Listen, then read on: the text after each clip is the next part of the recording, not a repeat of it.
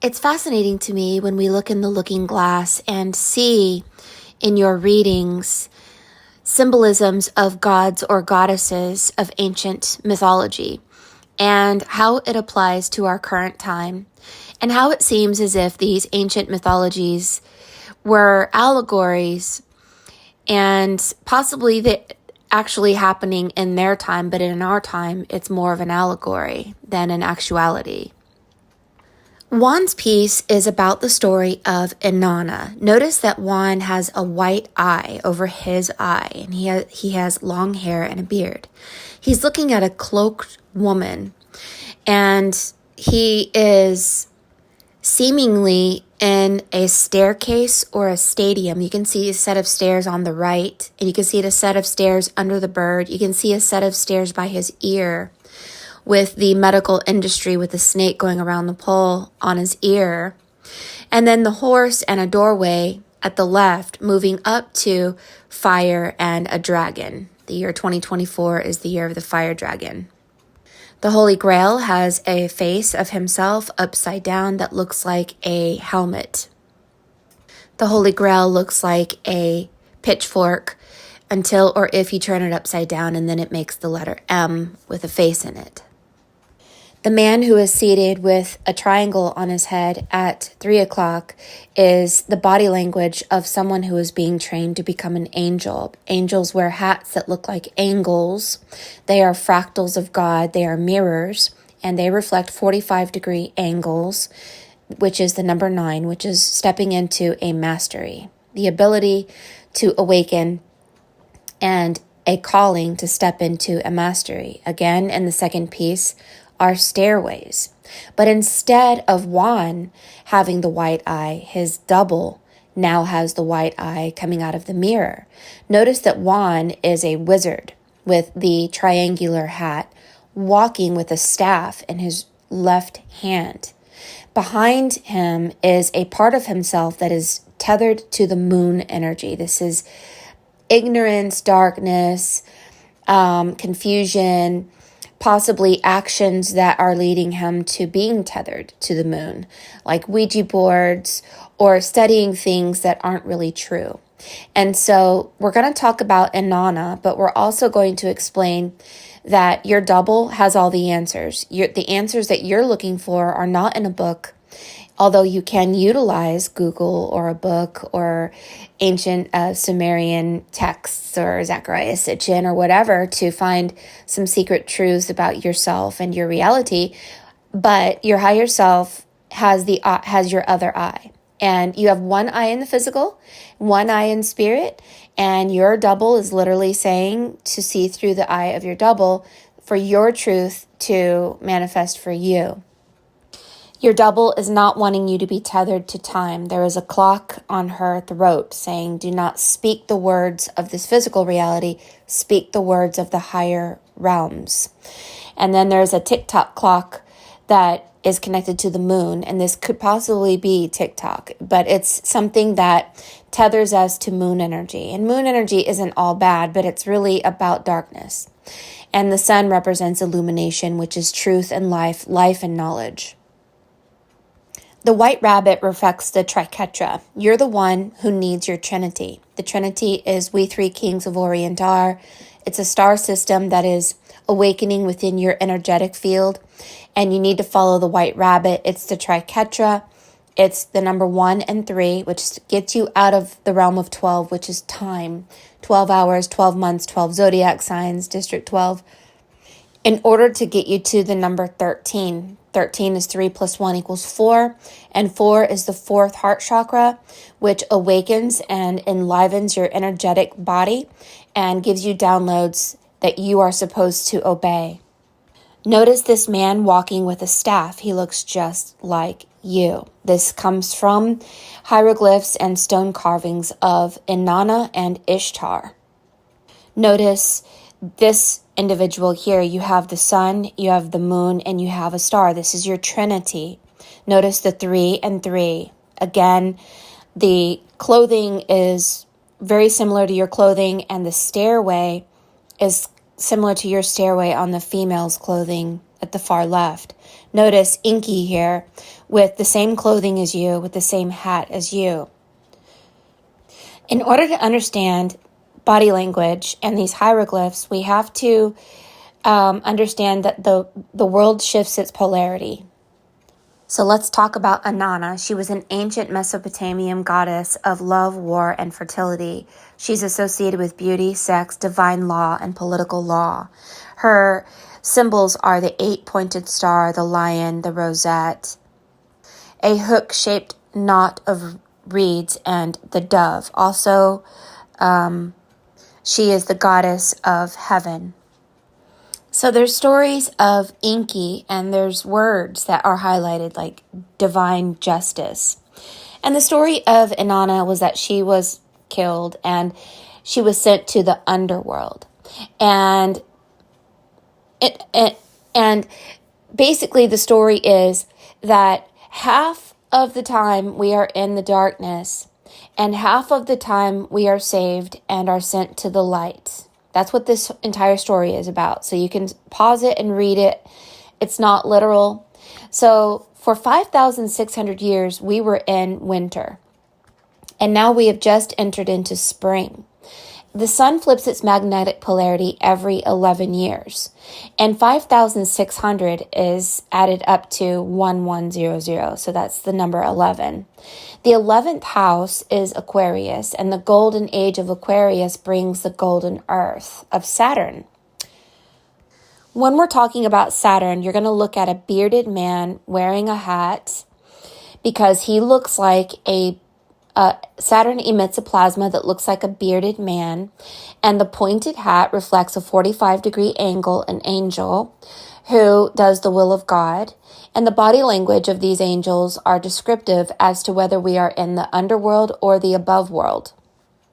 Her story also talks about sexless beings who came down to save her. You have 23 chromosomes, which is 46, and a sexless being who is neither male nor female would have 22 chromosomes, and that is 1111. So when you're talking about these mythological stories of Inanna, it's simply a description of numerology. If you have 23 chromosomes, which makes you either male or female, 46, then the sexless chromosome is 1111, which is 2244.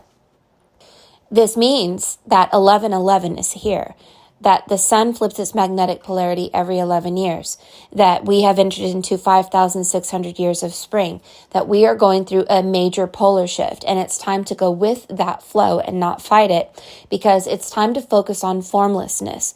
We are moving away from the written word and this physical world and the physical ideals and philosophies, and we're beginning to get downloads and receive downloads about our divine purpose and our divinity.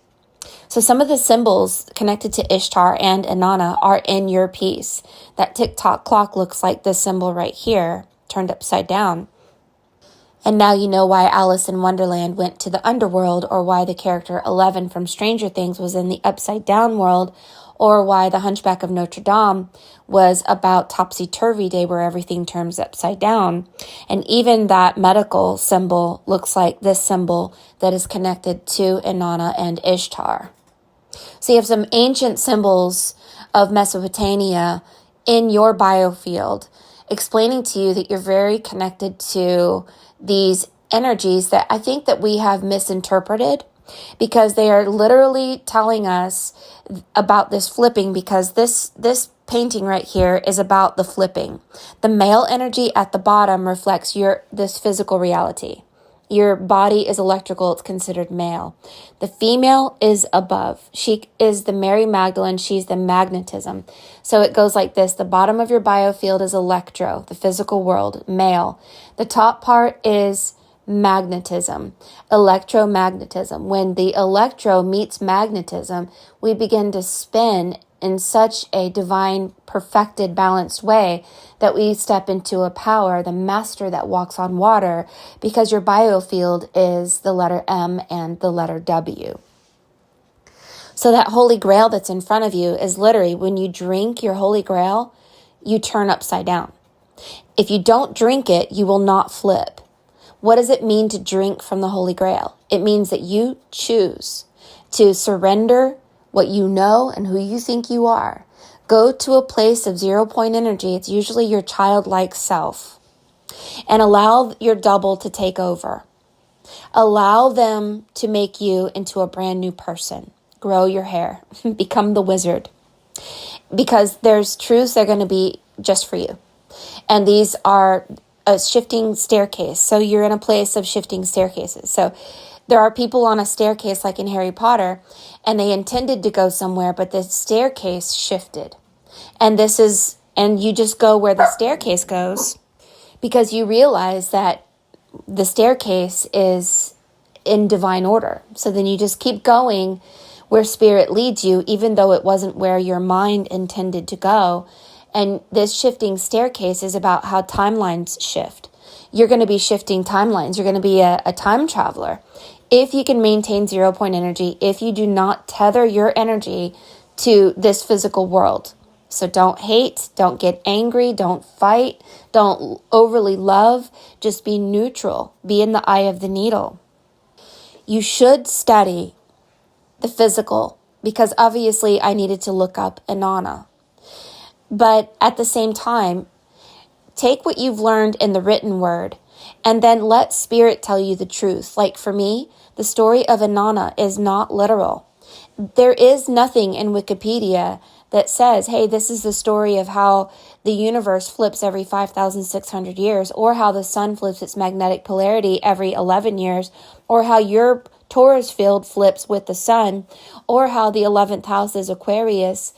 They're not going to tell you that. This came from my higher self, so you're going to have to use both what the written word is and your higher self in order to get to the bullseye of the truth. And sometimes we may be a little off, but for the most part, we have to practice and practice and practice and strengthen that muscle.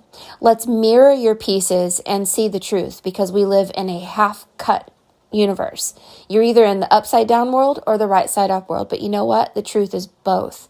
So always mirror everything to see the truth. So let's see your truth. This rectangular looking deity that looks like a reindeer is called Bear Rame. It's half man, half praying mantis. And I know who he is because my higher self met him on the spirit realm. He's the master of the water as the triangle looking down. And your second piece represents the Trinity.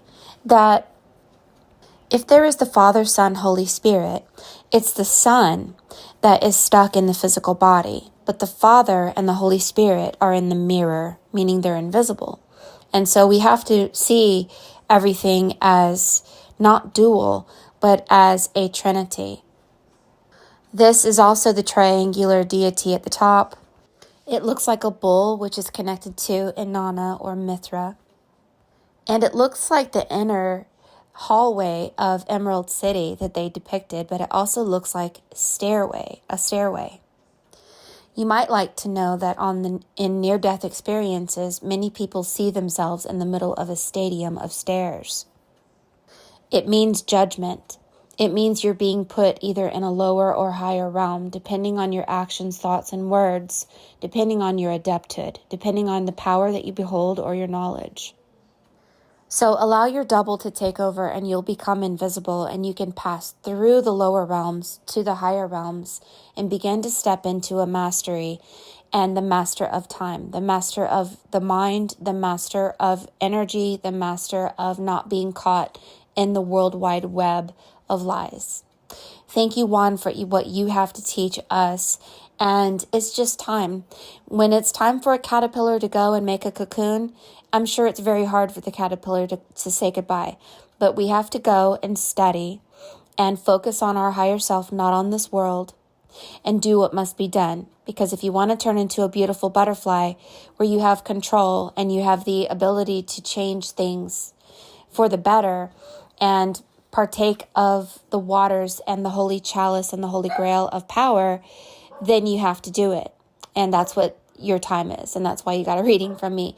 Study Inanna, study Ishtar, look at the symbols in your art, and begin to connect the dots, not just from written word, but from the word of the Holy Spirit, which is the unwritten word. My name is Mary Moses. If you would like a reading, go to forestword.com.